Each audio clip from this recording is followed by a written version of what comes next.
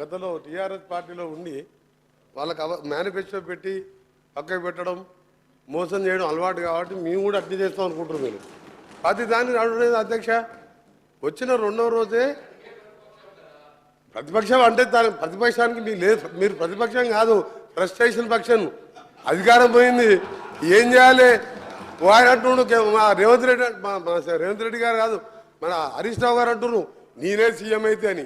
అంటే కొంచెం ప్రాబ్లం వచ్చింది అంతే వీళ్ళకి. దానికి మనం ఏం చేయలేము, ఇక దాన్ని ఎవరేం చేయలేరు. ఇక దేవుడు కూడా కాపాడలేడు. ఒక్క నిమిషం సార్, దేవుడు కూడా కాపాడలేడు వీళ్ళని, దేవుడు కూడా కాపాడలేడు. రాక రాక నలవటకు వచ్చింది అధ్యక్ష. మన వర్షాలు లేక ఇబ్బంది పడుతున్నాం, మంచినీళ్ళు లేవు. జగన్మోహన్ రెడ్డి బిర్యానీ తినిపించిండు, రాసిచ్చిండు. వస్తా అధ్యక్ష, వస్తా వీళ్ళు ఎమ్మెల్యే అధ్యక్ష. ఎంత ఐరన్ లేక అంటే వీళ్ళ పార్టీ వస్తా పాప 38 ఏళ్ళ ఓంకువాడు సార్. ఇద్దరు చిన్నపిల్లలు మస్తెక్కి హైదరాబాద్కి కార్లలో దోసుకున్న సొమ్ముతో ర్యాలీ తీసుకొని హైదరాబాద్కి వచ్చి ఆ ఎమ్మెల్యే ఆగో చెప్తా మీ చరిత్ర సార్. కృష్ణానీలే సార్, 40 మంది లేక 40 మంది లేరు సార్ వీళ్ళకు. 40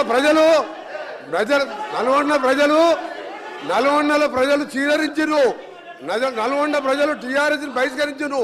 హైదరాబాద్కి వెళ్ళి రౌడీల కార్లు వేస్తే సార్ ఆ ఓంగాడు చనిపోతుంది సార్, ఓంగాడు చనిపోయింది సార్. ఇద్దరు చిన్నపిల్లలు మొన్న నేను లేకుంటే ఓంగాడు చనిపోతే కనీసం మా జిల్లా ఉన్న ఏకైక ఎమ్మెల్యే గాని కేసీఆర్ గారి కేటీఆర్ గారి ఆ కుటుంబాన్ని ఆదుకుంటామని అంటలేరు సార్. ఎంత దరిద్ర రాక జిల్లాకు వచ్చి ఒక మనిషిని పొట్టలు పెట్టుకోరు. ఈయన మేనిఫెస్టో గురించి మాట్లాడుతున్నాడు సార్. ఒకటే చెప్తుంది సార్, ఈయన మేనిఫెస్టో 2001లో పార్టీ పెట్టిండు సార్.